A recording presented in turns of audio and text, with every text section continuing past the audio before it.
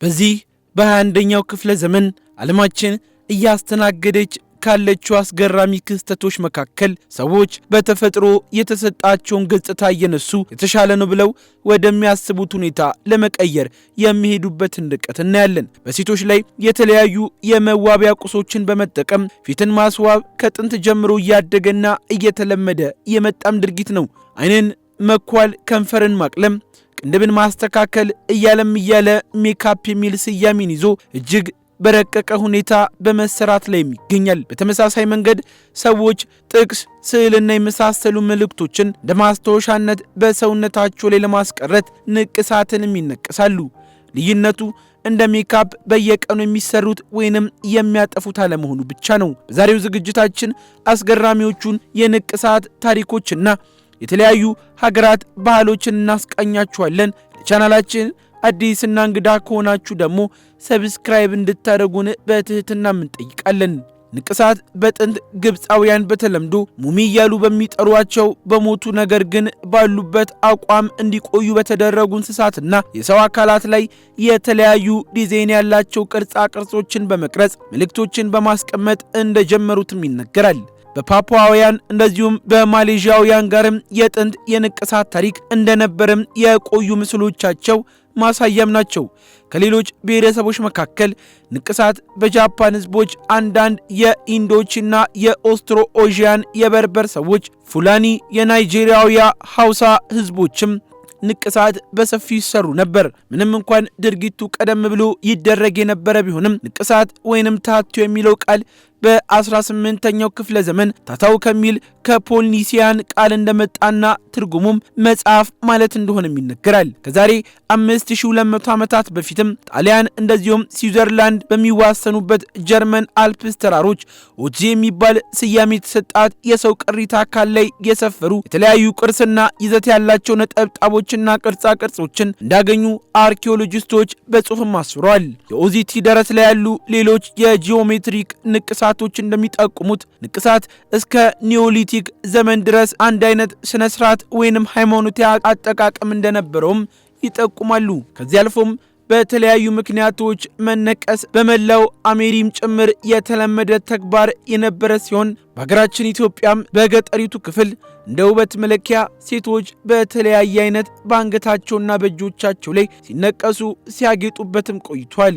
የባህልና እሴት ማሳያ የሆነው ይህ ድርጊት አሁንም በስፋት የሚከናወንም ጭምር ነው። ንቅሳት በባህሪው አንዴ በሰውነት ላይ ካሰፈሩት በኋላ ላይ ማጥፋት እጅግ ከባድ የሆነ ከዚህ ቀደም በነበሩት ጊዜያት ደግሞ የማይቻልም የነበረ አሁን ደግሞ ቢቻል እንኳን ጠባሳን ጥሎ የሚያልፍ ወይንም የቀድሞ ገጽታ እንደነበረ ይመለስ ይሆን የሚለውን ጥያቄ ውስጥ በሚያስገባ መልኩ የሚያስቸግርም ነው። አሁን አብዛኞቹ ንቅሳት በሰውነታቸው የተወሰነ ክፍል ላይ ብቻ አጠር ያለ ጽሑፍ በማስፈር ወይንም ትንሽዬ ስዕል ቢጤ በማሳረፍ ብቻ የሚያስቀምጡት ጉዳይም እየሆነ አይደለም። እጅግ በሚያስገርም መልኩ ይህ ለውበት ነው ለጭንቀት እስከሚባል ድረስ መላ ሰውነታቸውን በተለያዩ ስዕሎችና ጽሑፎችም ይሸፍኑታል። ከዚህ አልፎም አስፈሪ ገጽታ እንዲሰጣቸው ታላሚ ባደረገ መልኩም በየጊዜው አወዛጋቢ ገጽታ ባላቸው ላይ እየጨመሩ ፉክክር በሚመስል መልኩ አንደኛው ከአንደኛው እጅግ አስፈሪ ገጽታን እያዘም ይመጣል።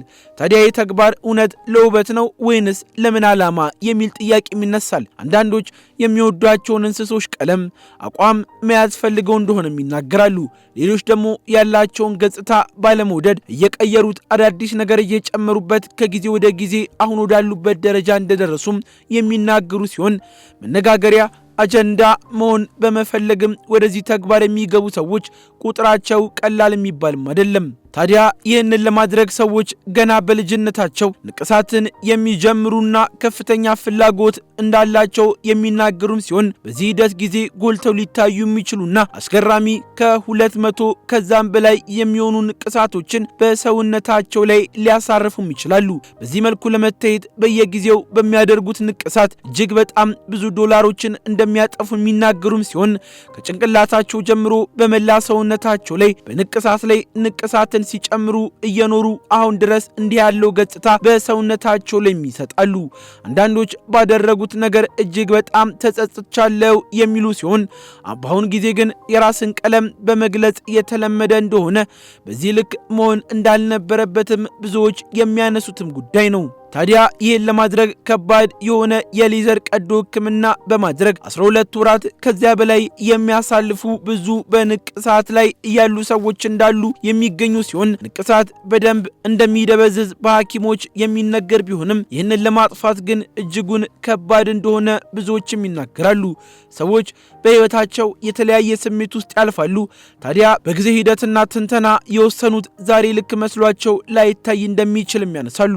ሰውነት ላይ የምናሳርፈው ንቅሳት እንደ ልብስ የማይቀየር እንደ ሜካፕ የማይጠፋ መሆኑ ጉዳዩን ልብ ብለን እንድናስተውልም ግድ ይላል። በወጣቶች የሚዘወተረው ንቅሳት እንዲህ በተራራቀ ሁኔታ ሲደረግ ምንድነው የምንፈልገው? ለምንስ ነው የምንነቀሰው? የሚለው ጥያቄ ለራስ ማንሳት እጅግ አስፈላጊውን ጉዳይ ነው።